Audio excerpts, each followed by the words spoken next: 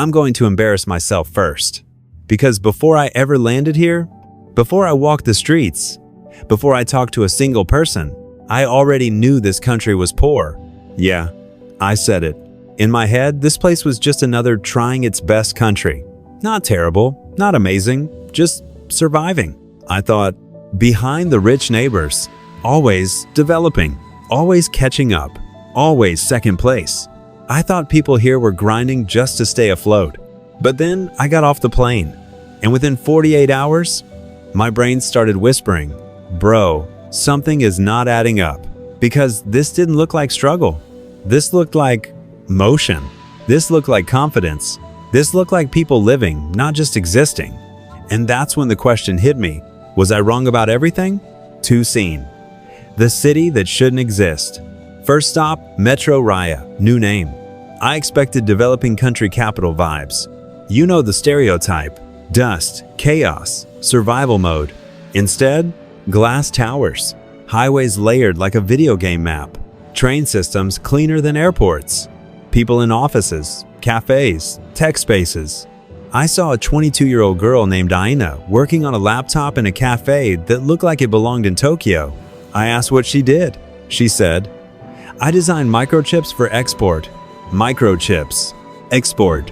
From a country I thought was behind. So I went home that night and did the one thing that kills ignorance. I checked the numbers, and my jaw dropped. This country is one of the top 40 economies on Earth. Out of almost 200. That's not struggling. That's the top tier of the planet. Bigger economy than countries people call first world. But wait, how does a poor country have an economy this big? Before you continue, 99% of people watching this are not subscribed. That's crazy. If you learned one thing from this video, smash subscribe right now. It's free, it takes 1 second, and it tells YouTube to show this to more people like you. Do it before the next scene starts. Go! 3. The secret weapon. Not one engine, 10. I figured maybe they had one lucky industry. Nope.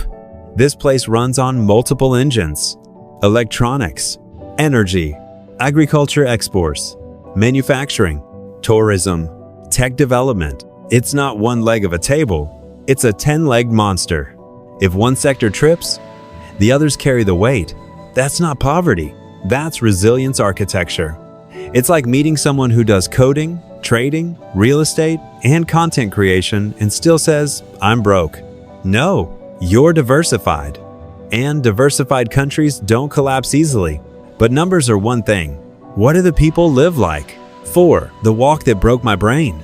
I walked through neighborhoods in Centro Metro Raya, Harbor Point, Coastal City, North Bay Tech Zone. I wasn't seeing survival. I was seeing families owning cars, apartments people actually own, people eating out on random Tuesdays, kids in private schools, families traveling. This wasn't luxury for the rich. This was normal life. And here's the crazy stat. More than half the population lives in what economists call the middle class or above. Do you understand how rare that is? In many huge countries, middle class is a minority. Here, it's the majority. But here's the twist.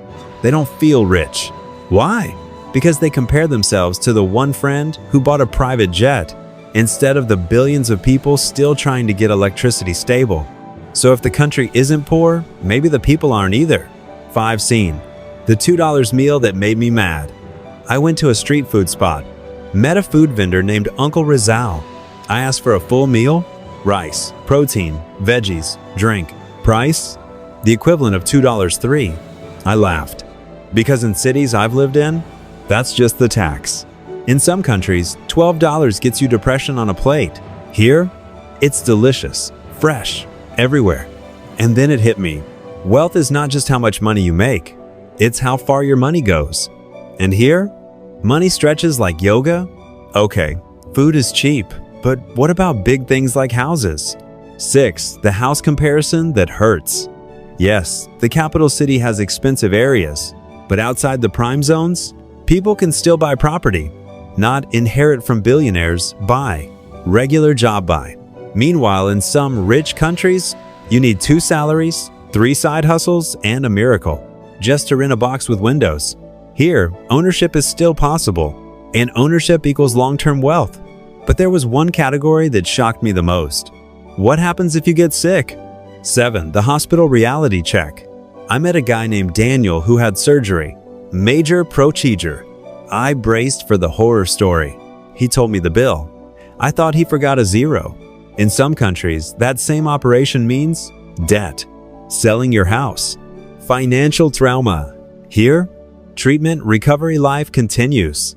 Public healthcare is affordable. Private healthcare is still reachable. Do you know how many people around the world are one illness away from bankruptcy? Millions. That's not wealth, that's fear. And fear is expensive. But maybe education crushes people financially? 8. The student debt nightmare? That isn't here. I spoke to students at Bayview University, asked about tuition. When they told me the yearly cost, I almost told them to stop lying. In other countries, students graduate with debt that follows them for 20 years. Here, many finish with little or none. Imagine starting adulthood without a financial chain around your ankle. That's not poor country energy. That's strategic wealth. So by now, we've seen strong economy, middle-class majority, affordable living, healthcare safety, education access. But the final thing? This is where it gets emotional, because it's something GDP can't measure. What if the real wealth isn't money at all? 9. The 2 a.m. moment. It was 2 a.m. I was at a late-night cafe, working alone, tired. A man I'd never met, Mr. Hafiz, looked at me and said, "You look finished, my friend. Tea, I give for you." No reason, no benefit, just human instinct. That doesn't happen everywhere. In some cities, eye contact is suspicious. Here, strangers talk. Neighbors check in. Food is shared. Community is default mode. That is social wealth. And rich countries are starving for it. What's the point of money if everyone is lonely? 10. The thing the world is losing. I've lived in wealthier on paper places.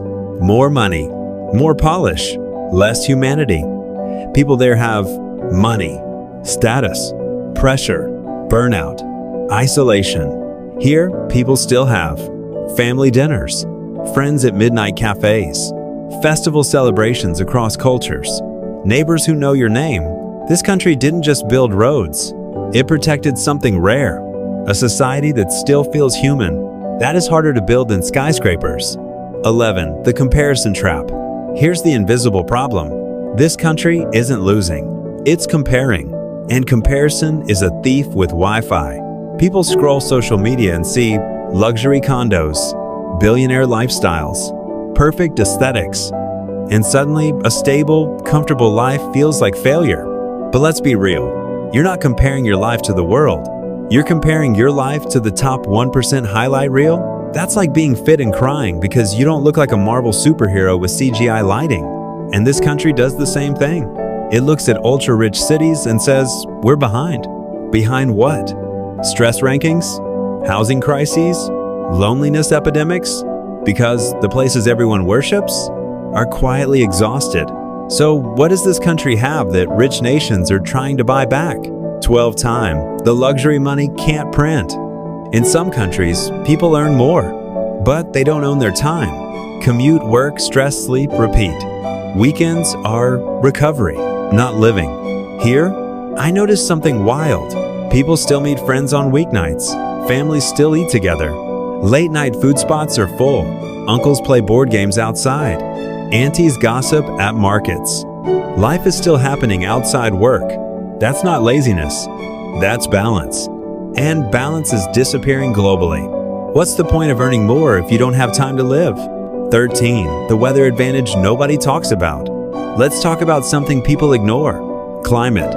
In many countries, winter heating bills, expensive seasonal clothes, snow damage, seasonal depression. Here, sun, rain, repeat. You don't need a financial strategy just to survive the weather. That lowers life costs in ways people never calculate. It's like playing life on normal mode, while others are on hard survival winter expansion pack. But what about diversity? Doesn't that cause problems? 14. The impossible balance. Multiple ethnic groups, multiple religions, multiple languages. In many places, that leads to conflict. Here, shared food courts, shared holidays, Shared neighborhoods. Is it perfect? No. But